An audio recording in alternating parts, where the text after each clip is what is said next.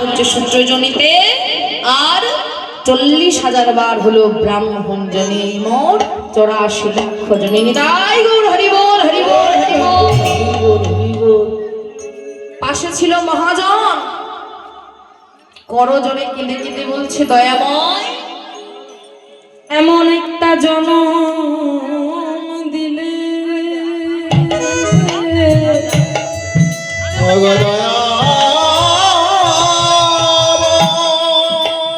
সর্বশ্রেষ্ঠ জনম দিলে, মানব জনম।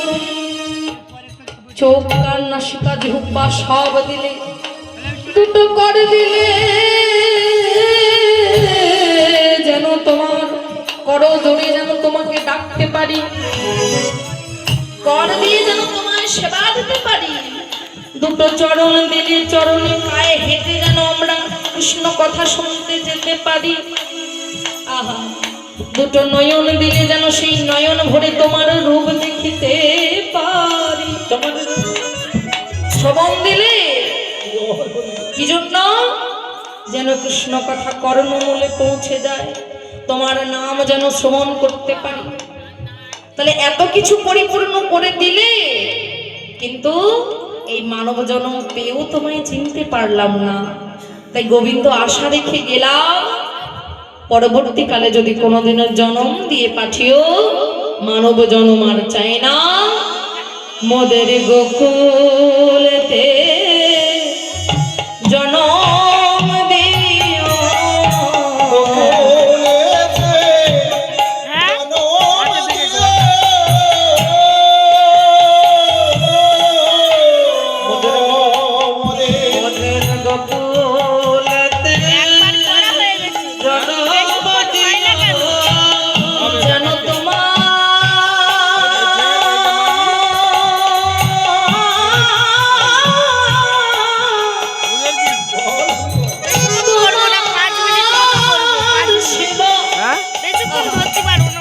তোমার সেবা করতে পারি,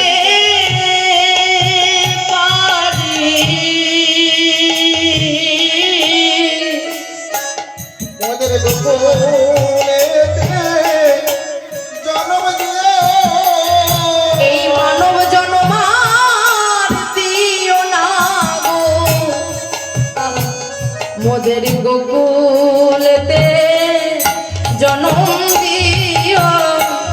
মানব জন্ম আর দিও না গো, তব চরণে আমার এই মিনতি।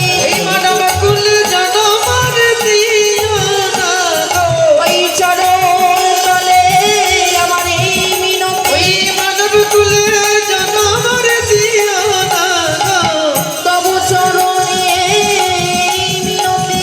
মানব কুল জন্ম দিও না গো, গোকুলেতে জন্ম দিও, মানব কুলে আর পাঠিও না গো, গোকুলেতে জন্ম দিও। আর পাঠিও না গো, যেন গোকুলেতে এই জন্ম দিও।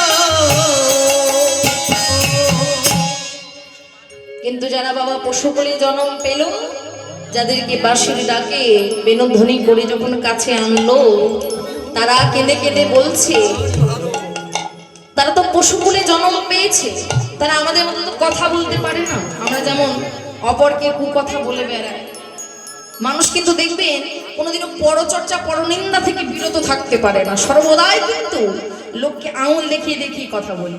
কিন্তু একটা আঙুল তুলতে গিয়ে আর বাদ বাকি যে আঙুলগুলো আছে তো নিজের দিকে চলে আসছে।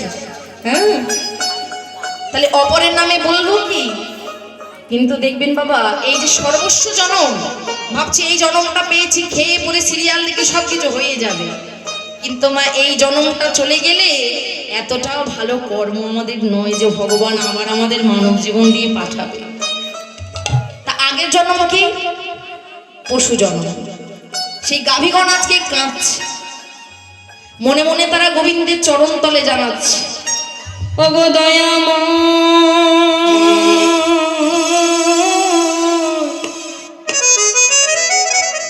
এমন একটা জন্ম দিলে, করজোড়ে দুহাত জোর করে তোমার ভজন সাধন করা হলো না। এমন একটা বদন দিলে যে বদনে কৃষ্ণ কথা বলা হলো না, বলা হলো কিন্তু বৃন্দাবনের গাভীরের ভাবে এতটা প্রেম ভক্তি।